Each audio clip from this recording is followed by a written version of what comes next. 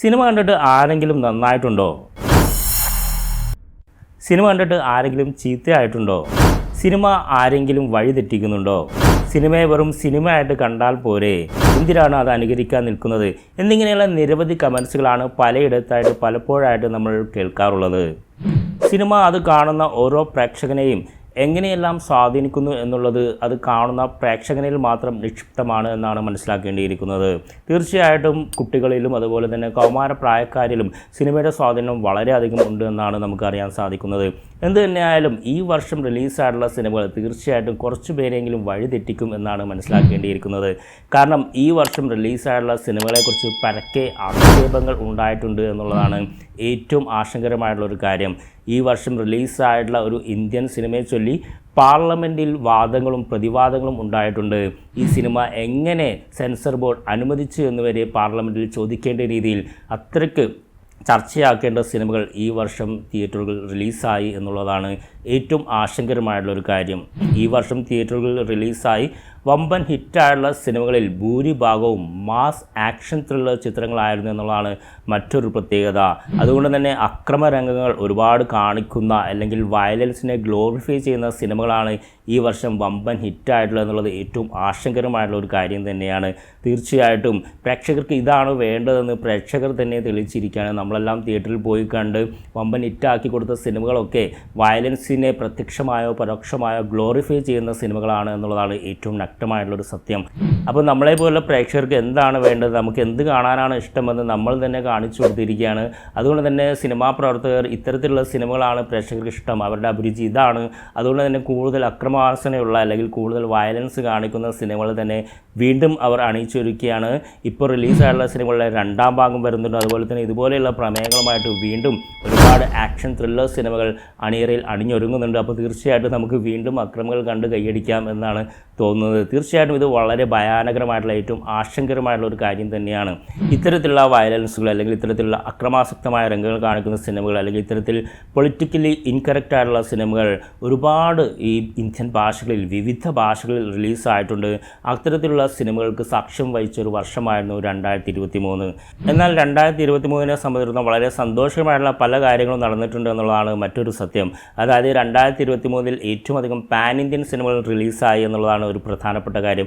മറ്റൊരു കാര്യം, ഈ വർഷം റിലീസായിട്ടുള്ള പല സിനിമകളും വമ്പൻ ബോക്സ് ഓഫീസ് കളക്ഷൻ നേടി. ഈ വർഷം വിവിധ ഭാഷകളിൽ റിലീസായിട്ടുള്ള സിനിമകൾ, ചില സിനിമകളൊക്കെ 1000 കോടിയിലധികം ബോക്സ് ഓഫീസ് കളക്ഷൻ നേടി. അതുപോലെ തന്നെ ഓസ്കാറിനുള്ള മികച്ച വിദേശ ഭാഷാ ചിത്രത്തിനുള്ള ഇന്ത്യയുടെ ഒഫീഷ്യൽ എൻട്രി ആയി സെലക്ട് ചെയ്തിരിക്കുന്നത് നമ്മളൊക്കെ സൂപ്പർ ഹിറ്റ് ആക്കിയിട്ടുള്ള നമ്മുടെ 2018 പ്രളയത്തെ ആസ്പദമാക്കി ജൂഡ് ആൻ്റണി ജോസഫ് സംവിധാനം ചെയ്തുള്ള 2018 എന്ന സിനിമയാണ്. നമ്മൾ മലയാളികൾക്ക് ഏറെ സന്തോഷമായുള്ള ഒരു കാര്യം. അപ്പോൾ ഇതുപോലെ മലയാള ഭാഷയിലും അന്യഭാഷകളിലുമൊക്കെ ഒരുപാട് വ്യത്യസ്തങ്ങളായിട്ടുള്ള ക്ലാസ് ആയിട്ടുള്ളതും മാസ് ആയിട്ടുള്ളതുമായിട്ടുള്ള സിനിമകൾ റിലീസാവുകയും അവയെല്ലാം പ്രേക്ഷകർ കൈയടിച്ച് പ്രോത്സാഹിപ്പിക്കുകയും ചെയ്തിട്ടുള്ള ഒരു വർഷമാണ് 2023. നമസ്കാരം, ഞാൻ ജുബൈർ. എൻ്റെ ഏറ്റവും പുതിയ വീഡിയോയിലേക്ക് സ്വാഗതം. അപ്പോൾ ഈ വീഡിയോയിൽ ഞാൻ ഡിസ്കസ് ചെയ്യാൻ ഉദ്ദേശിക്കുന്നത് 2023 വിവിധ ഇന്ത്യൻ ഭാഷകളിൽ റിലീസായിട്ടുള്ള ഏറ്റവും മികച്ച സിനിമകളെക്കുറിച്ചാണ്. ആ സിനിമകളെക്കുറിച്ചുള്ള ഒരു സമ്പൂർണ്ണ അവലോകനം തന്നെയാണ് ഈ ഒരു വീഡിയോ കൊണ്ട് ഉദ്ദേശിക്കുന്നത്. അപ്പോൾ ഇതൊരു കൗണ്ട് ഡൗൺ ആണ്. So let's start the countdown for top 8 Indian movies released in 2023. Number 10, Jawan. തെന്നിന്ത്യൻ സിനിമയിൽ ബോളിവുഡിലെ കിങ് ഖാൻ അഭിനയിച്ച് 1000 കോടി ബോക്സ് ഓഫീസ് കളക്ഷൻ നേടി എന്ന് പറയാവുന്ന രീതിയിൽ ഒരു സർപ്രൈസ് ഹിറ്റായിരുന്നു ജവാൻ. തമിഴ് സംവിധായകൻ അറ്റ്ലി സംവിധാനം ചെയ്ത ജവാന് കേരളത്തിൽ വേണ്ടത്ര സ്വീകാര്യത ലഭിച്ചിരുന്നില്ലെങ്കിലും ഉത്തരേന്ത്യൻ പ്രേക്ഷകരും ലോകത്തിലെ വിവിധ രാജ്യങ്ങളിലുള്ള ഷാറുഖ് ഫാൻസും ഇരുകൈയും നീട്ടി സ്വീകരിച്ച ജവാൻ 2023 ഏറ്റവും വലിയ ബ്ലോക്ക് ബസ്റ്റർ ചിത്രങ്ങളിൽ ഒന്നാണ്. നിരവധി തമിഴ് സിനിമകളിലെ കഥാംശം സംയോജിപ്പിച്ചുണ്ടാക്കിയ തിരക്കഥയെന്ന് തെന്നിന്ത്യക്കാർ വിമർശിച്ചെങ്കിലും ജവാൻ നല്ലൊരു മാസ് എൻ്റർടൈനർ ചിത്രമായി ലോകമെമ്പാടും അംഗീകരിച്ചു. ദീപിക പടുക്കോൺ, നയൻതാര, പ്രിയാമണി, സന ഷെയ്ഖ് തുടങ്ങിയവർ നായകന്മാരായെത്തിയ ഈ ഷാറുഖ് ഖാൻ ചിത്രത്തിൽ വില്ലനായിരുന്നത് വിജയ് സേതുപതിയായിരുന്നു. Number 9, writer Padma Bhushan. ചുരുങ്ങിയ മുതൽ മുടക്കിൽ നിർമ്മിച്ച് സാമ്പത്തിക വിജയവും നിരൂപക പ്രശംസയും നേടിയ തെലുങ്ക് ചിത്രമാണ് റൈറ്റർ പത്മഭൂഷൺ. നവാഗതനായ ഷൺമുഖ പ്രശാന്ത് സംവിധാനം ചെയ്ത ഈ കോമഡി ഡ്രാമ ഒരു എഴുത്തുകാരൻ്റെ ആദ്യ പുസ്തകം പ്രകാശനം ചെയ്യുന്നതുമായുള്ള സംഘർഷങ്ങളും സർപ്രൈസുകളുമെല്ലാം നർമ്മം കലർത്തി അവതരിപ്പിച്ചിരിക്കുകയാണ്. സുഹാസ് നായകനായി അഭിനയിച്ച ചിത്രത്തിൽ ടീന പുഷ്പരാജ്, രോഹിണി, ആശിഷ് വിദ്യാർത്ഥി തുടങ്ങിയവർ സുപ്രധാന വേഷത്തിലെത്തുന്നു. Number 8 Leo. വിജയ് എന്ന സൂപ്പർ സ്റ്റാർ തലപതി വിജയിൽ നിന്നും വിജയ് എന്ന നടനായി അഭിനയിച്ച് പ്രേക്ഷകരെ വിസ്മയിപ്പിച്ച ചിത്രമാണ് ലോകേഷ് കനകരാജിൻ്റെ LCUവിൻ്റെ ഭാഗമായുള്ള ലിയോ. ഈ സിനിമ ഒരു മാസ് ആക്ഷൻ ചിത്രമാണെങ്കിലും പ്രേക്ഷകരെ എൻഗേജിംഗ് ആക്കുന്ന കണ്ടന്റ് തിരക്കഥയിലുണ്ടായിരുന്നു. വിജയ് ഇരട്ട വേഷത്തിലെത്തിയ ഈ സിനിമയിൽ വർഷങ്ങൾക്ക് ശേഷം തൃഷ വിജയുടെ നായികയായി. ഈ സിനിമയുടെ ഏറ്റവും വലിയ ആകർഷണം അനിരുദ്ധ് രവിചന്ദ്രൻ്റെ ത്രില്ലിംഗ് ആയുള്ള BGMഉം സിനിമയിലെ വ്യത്യസ്തങ്ങളായ ഗാനങ്ങളുമാണ്. വയലൻസിൻ്റെ അതിപ്രസരം ഉണ്ടായിരുന്നുവെങ്കിലും മികച്ച ആക്ഷൻ കൊറിയോഗ്രാഫി ഈ സിനിമയുടെ പ്രത്യേകതയായിരുന്നു. സഞ്ജയ് ദത്ത്, അർജുൻ സർജ, ഗൗതം മേനോൻ എന്നിവർ അഭിനയിച്ച ഈ ചിത്രം ബോക്സ് ഓഫീസിൽ നിന്നും 620 കോടി നേടി. നമ്പർ 7 ഡങ്കി. രാജ്കുമാർ ഹിറാണി എന്ന സൂപ്പർ ഹിറ്റ് സംവിധായകനും ബോളിവുഡിലെ ഏറ്റവും വലിയ സൂപ്പർ താരവുമായ ഷാറുഖ് ഖാനും ആദ്യമായി ഒന്നിക്കുന്ന ഡങ്കി ഈ ക്രിസ്മസിനാണ് റിലീസ് ചെയ്തത്. ഒരു പറ്റം ഇന്ത്യൻ യുവതീ-യുവാക്കൾ വിദേശത്തെത്തിപ്പെടാൻ നടത്തുന്ന സംഘർഷഭരിതമായ കഥ കോമഡിയും പാട്രിയോട്ടിസവും ചേർത്ത് അവതരിപ്പിക്കുകയാണ് രാജ്കുമാർ ഹിറാനി. വിക്കി കൗശാൽ, താപ്സി പന്നു എന്നിവർ മുഖ്യവേഷത്തിലെത്തിയ ഈ ചിത്രം ഡോങ്കി ഫ്ലൈറ്റ് എന്നറിയപ്പെടുന്ന ഇല്ലീഗൽ മൈഗ്രേഷനെ രസകരമായി അവതരിപ്പിക്കുന്നതോടൊപ്പം ഇമോഷനും ദേശസ്നേഹവും ഉൾപ്പെടുത്തി ഒരു ജനകീയ സിനിമയാക്കിയിട്ടുണ്ട്. വമ്പൻ ഇനീഷ്യൽ കളക്ഷൻ നേടിയിട്ടുള്ള ഈ സിനിമ 2023 മറ്റൊരു സൂപ്പർ ഹിറ്റ് ആകുമെന്നാണ് പറയപ്പെടുന്നത്. Number 6 jailer. 2023 ഇന്ത്യൻ സിനിമ ഏറെ ചർച്ച ചെയ്യപ്പെട്ട സിനിമയാണ് തലൈവർ രജനികാന്ത് നായകനായ ഈ ചിത്രം. പതിവ് പ്രതികാര സിനിമയാണെങ്കിലും നൂതനമായ രീതിയിലുള്ള കഥപറച്ചിലും കാസ്റ്റിങ്ങിലെ പുതുമയും മികച്ച ആക്ഷൻ കൊറിയോഗ്രാഫിയും പശ്ചാത്തല സംഗീതവുമെല്ലാം ഈ തമിഴ് സിനിമയെ വേറെ ലെവലാക്കി.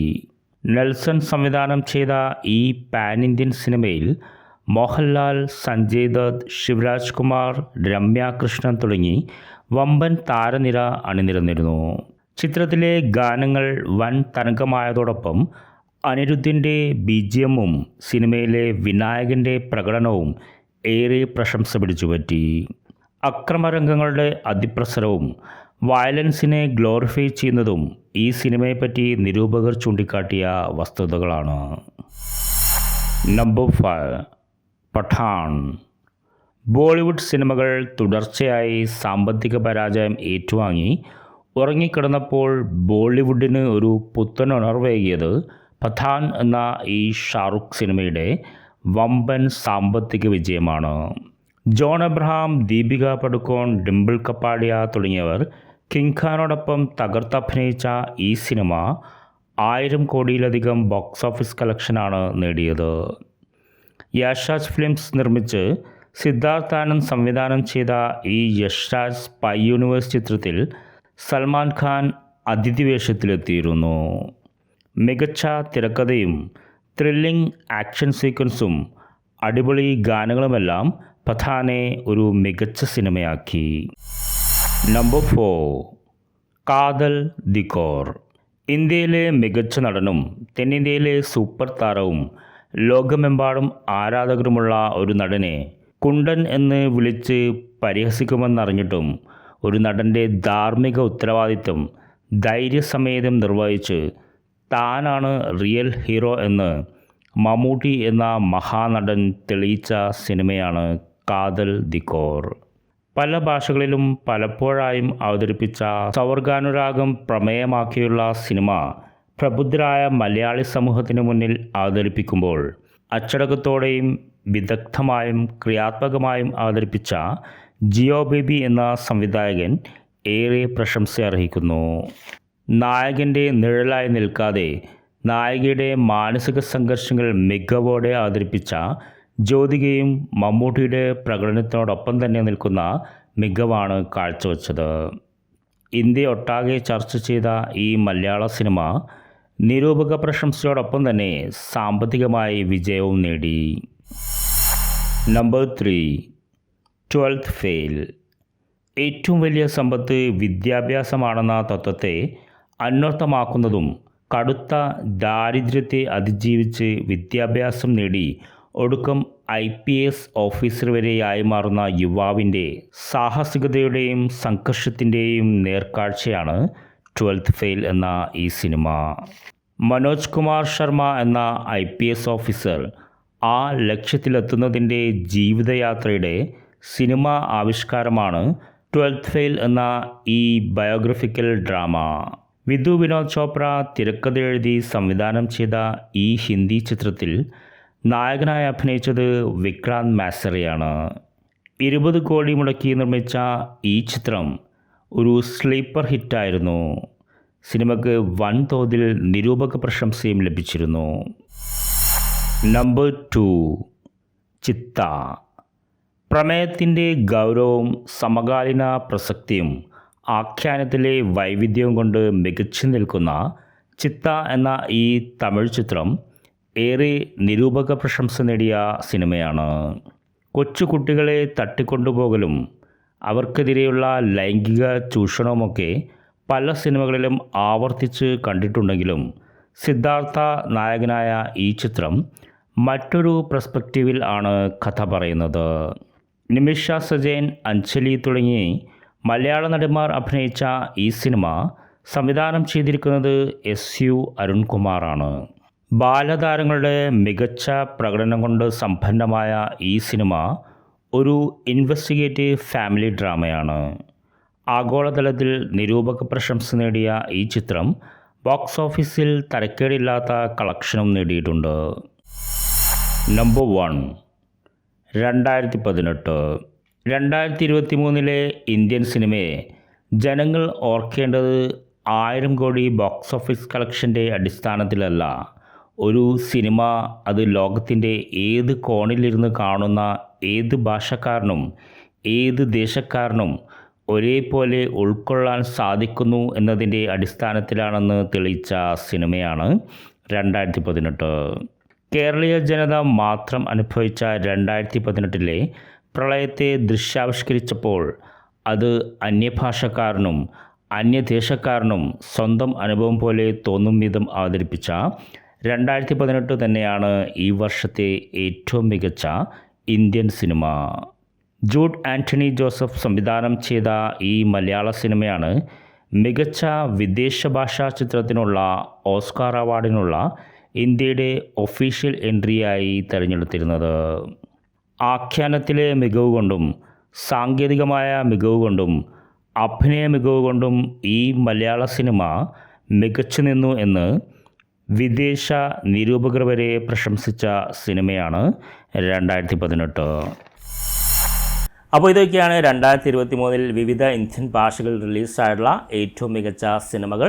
ഇതിൽ നിങ്ങളുടെ പ്രിയപ്പെട്ട താരങ്ങളുടെ നിങ്ങൾക്ക് ഇഷ്ടപ്പെട്ട ഭാഷയിലുള്ള സിനിമകൾ ഉൾപ്പെട്ടിട്ടുണ്ടാകുമെന്ന് ഞാൻ വിശ്വസിക്കുന്നു. തീർച്ചയായിട്ടും ഇതിൽ ഏതെങ്കിലും ഒരു സിനിമ ഉൾപ്പെടുത്തിയെങ്കിൽ നന്നായനെ എന്നൊരു അഭിപ്രായം ഉണ്ടെങ്കിൽ തീർച്ചയായിട്ടും അതും നിങ്ങൾക്ക് ഇവിടെ കമൻറ്റായി രേഖപ്പെടുത്താം. നിങ്ങൾക്ക് ഈ വീഡിയോ ഇഷ്ടപ്പെട്ടു എന്ന് ഞാൻ വിശ്വസിക്കുന്നു. ഇഷ്ടപ്പെട്ട ഒന്ന് ലൈക്ക് ചെയ്തേക്കണം, നിങ്ങളുടെ സുഹൃത്തുക്കളുമായി ഒന്ന് ഷെയർ ചെയ്യണം. നിങ്ങൾ ആദ്യമായാണ് ഈ ചാനൽ കാണുന്നതെങ്കിൽ ഒന്ന് സബ്സ്ക്രൈബ് ചെയ്യണം. കാരണം ഇതുപോലെ ഒരുപാട് ഇൻഫർമേറ്റീവ് എൻ്റർടൈൻമെൻ്റ് ആയിട്ടുള്ള വീഡിയോസുമായിട്ട് ഞാൻ വീണ്ടും വരുന്നുണ്ട്. അപ്പോൾ നമുക്ക് അടുത്ത വീഡിയോയിൽ കാണാം. അതുവരെ this is Jubair signing of.